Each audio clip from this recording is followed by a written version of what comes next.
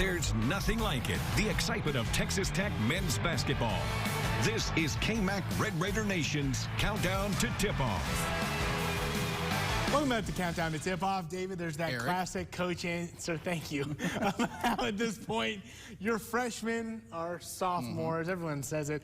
Well, Clarence Nadolny was technically a sophomore coming into the season and now getting some big minutes. Yeah, he only played 7 of them, but in a game that came down to the final shot. Each of those is a big one. Did a little bit of everything, came to 3, big one, and added a few rebounds and assists. And, of course, a big-time posterization dunk. Did it count? Technically, no. But in our hearts, it did. And that's what counts. And still, the young point guard, even if the refs took it away for no reason, still made a mark in this late-season contest. Hey, Clarence has gotten an opportunity, especially with JB being out right now. Clarence is an aggressive player. His heart was certainly in the right place. He's a competitive kid. He made a really good play there at the 4-minute timeout, kind of faking the steal, I think, and it caused the violation by Texas. I think Clarence deserves some credit for that from where I was sitting. So Clarence played hard tonight, but like all of our players, we got to play better. But I'm not yeah, he certainly did leave a few points on the board, though, missing the front end of 2 one-and-ones.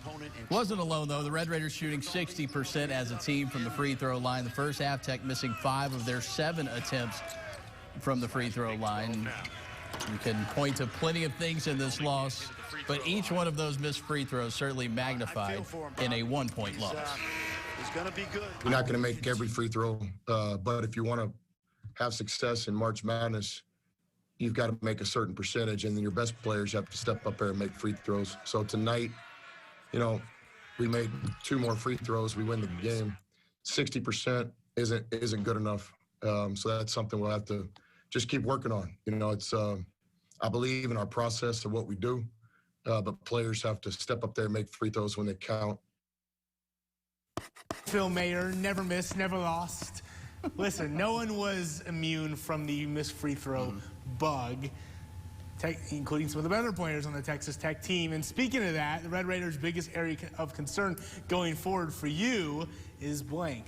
Mac McClung's scoring, or lack thereof, I should say, because this is now 3 out of the last 4 games where McClung has scored in single figures.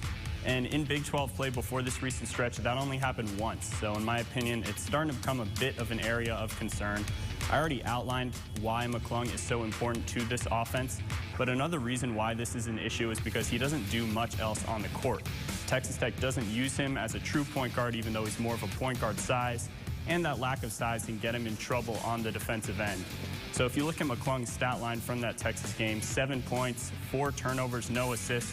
Chris Beard was only able to keep him out there for 25 minutes. Mac McClung's offense is really, really crucial going forward, and Texas Tech is going to need him to be at his best going forward. Yeah, before that bucket he scored in the second half, before that free throw they scored in the second half, hadn't scored for 37.5 minutes of game time, which if you would have told me that 3 months ago, I would have said you're crazy. All right, that's like bow tie territory. If you're doing that, you got to wear the bow tie. Yeah, we'll bring it to him in that first city. All right, Phil, appreciate it. Time for a break here on Countdown to Tip-Off. Up next, we recap the season and look ahead to the tournament in a postseason edition of Crashing the Board. What? He'd love to wear it, and we picked players for our teams, but not of the Texas Tech variety. Oh, yeah. Can't do that.